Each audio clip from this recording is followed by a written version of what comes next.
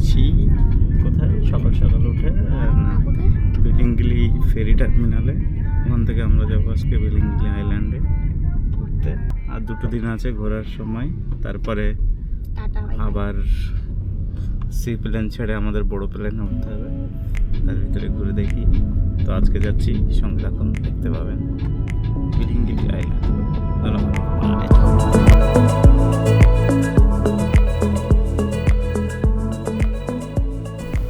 অবশেষে আমরা পৌঁছে গেলাম মালে এক প্রান্ত থেকে ট্যাক্সি ধরে মালে সিটির আর এক প্রান্তে বেলিঙ্গিলি ফেরি টার্মিনাল।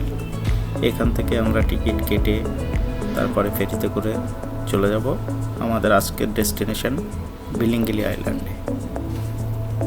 ট্যাক্সিতে পড়লো 85 রুপিয়া এবং এখান থেকে টিকিটে পড়লো 3 রুপিয়া পার পার্সন। টিকিট আমি জানি না। আজকে আমাদের মালে সিটিতে প্রথম দিন এবং মালে সিটি থেকে আমরা চলেছি বেলিঙ্গিলির পথে। তাদের দেখানো পথে সবার পিছু পিছু আমরা এগিয়ে চলেছি আমাদের ফেরিতে ওঠার জন্য। এটা আসলে মালদ্বীপের লোকাল ভাষায় এই ফেরিগুলোকে বলা হয় ধনী। অ্যান্ড খুবই ফাঁকা ছিল এত বড় ফেরিটা, মাত্র কয়েকজন যাত্রী। সিট পেয়ে গেছিলাম, পেছনে বসেছিলাম। বলতে বলতে 10 মিনিটের জার্নি শেষ হয়ে আমরা পৌঁছে গেছি বেলিঙ্গিলি আইল্যান্ডে, যেটা মালের সব থেকে কাছের পাবলিক আইল্যান্ড।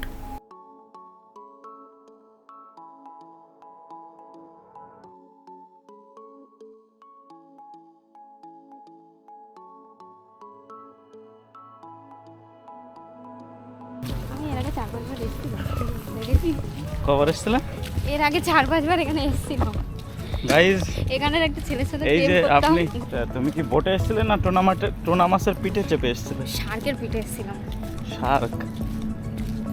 একটা শার্ক ভাড়া করেছিল। তোমার সাইজ তো শার্কের লেজের মতন, তো তুমি শার্কের পিঠে? ওই জন্যই তোর পিঠে চড়ে এসেছি। এগুলো চানাচুরের ঝুরি পাতা গাছ, চানাচুরের ঝুরঝুরি গাছ। মালে সিটিটা যতটাই ঘনবসতিপূর্ণ ততটাই ফাঁকা এই বেলিঙ্গিলি আইল্যান্ড। বড় বড় গাছপালায় ভর্তি, চারিদিকটা অপূর্ব সুন্দর ছিল। এত সুন্দর আশা করিনি যে মালদ্বীপে সমুদ্রের মাঝখানে এইভাবে এত সুন্দর ফাঁকা জায়গা দেখতে পাবো। আর সবথেকে বেশি ভালো লাগলো এখানকার বিড়ালগুলো দেখে। দেখুন কত সুন্দর সুন্দর বিড়াল, ইউনিক কালার এখানকার বিড়ালগুলোর, এত কিউট বিড়াল। খেলা করলাম আমরা কিছুক্ষণ, খুবই ভালো। হাঁটতে হাঁটতে আমরা অবশেষে খুঁজে পেয়ে গেছি সেই মালদ্বীপের আকর্ষণ, নীল জল, সাদা বালি, সাথে একটা কোরালও ভেসে এসেছিল সমুদ্রের পাড়ে। সেটা নিয়েই খেলাধুলা করছি আর হাঁটছি, আগের দিকে এগোনোর চেষ্টা করছি। দেখছি চারপাশ খুবই সুন্দর জায়গা। আপনারা সবাই একবার আসবেন, কম বাজেটে সুন্দরভাবে মালদ্বীপ ঘোরা যায়।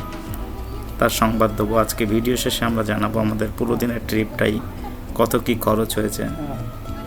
সাথে থাকুন, দেখতে থাকুন বেলিঙ্গিলির আরও অপূর্ব সব দৃশ্য।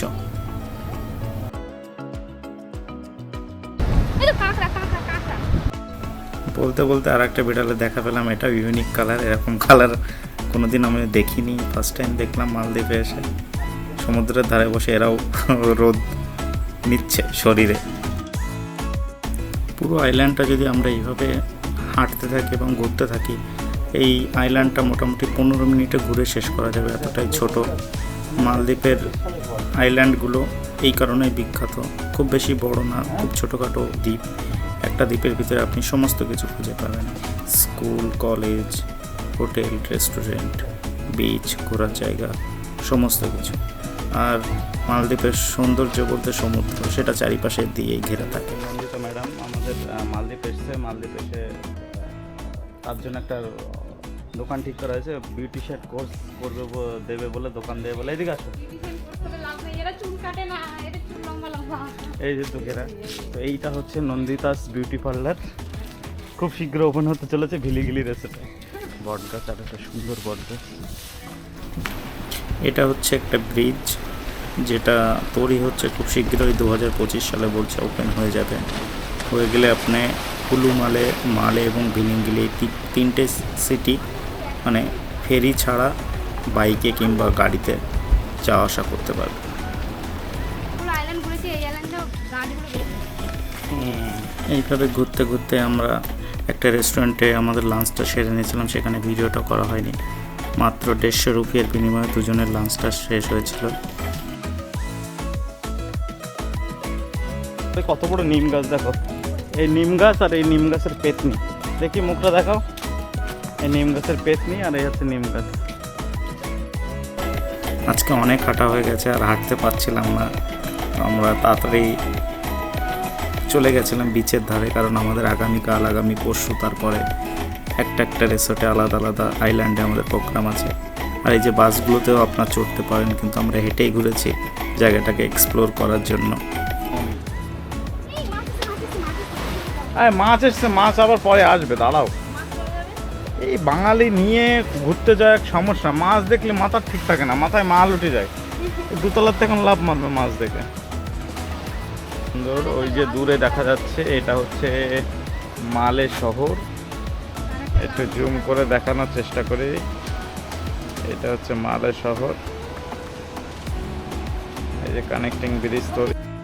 তো আমাদের সারাদিনের ট্রিপে যে খরচটা হলো, আমাদের মালে থেকে ভিলিঙ্গিলি রিসোর্টে আসতে 85 রুপিয়া কারে লেগেছে, ফেরিতে 12 রুপিয়া আসা, 12 রুপিয়া যাওয়া, 150 রুপিয়ার লাঞ্চ, এবং ডাব খেয়েছি 120 রুপিয়া, এবং ওখান থেকে আবার রিটার্ন যাওয়া 85 রুপিয়া। সো অলমোস্ট টোটাল 500 রুপিয়া, যেটা বাংলাদেশি টাকায় কনভার্ট করলে হয় মোটামুটি 3800 টাকা, এবং ইন্ডিয়ান মানিতে হয় 2700। বাস এইটুকু পয়সাতে আপনি ঘুরে ফেলতে পারেন একটি মালদ্বীপের একটি আইল্যান্ড। এই যে সুন্দরী, তাকাও উপরের দিকে।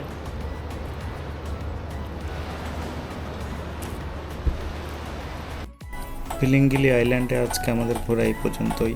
আগামীতে আরও আমরা অনেক আইল্যান্ড ঘুরেছি, যার ভিডিও এখন দেখতে পাচ্ছেন, under water, scuba diving, snorkelling. তো সঙ্গে থাকুন, দেখতে পাবেন আগামী ভিডিওতে কোথা থেকে কিভাবে যাবেন, কত কী খরচ, সব কিছুই আসবে আমাদের চ্যানেলে। সাথে থাকুন, পাশে থাকুন, সাবস্ক্রাইব করুন, ফলো করুন। ধন্যবাদ।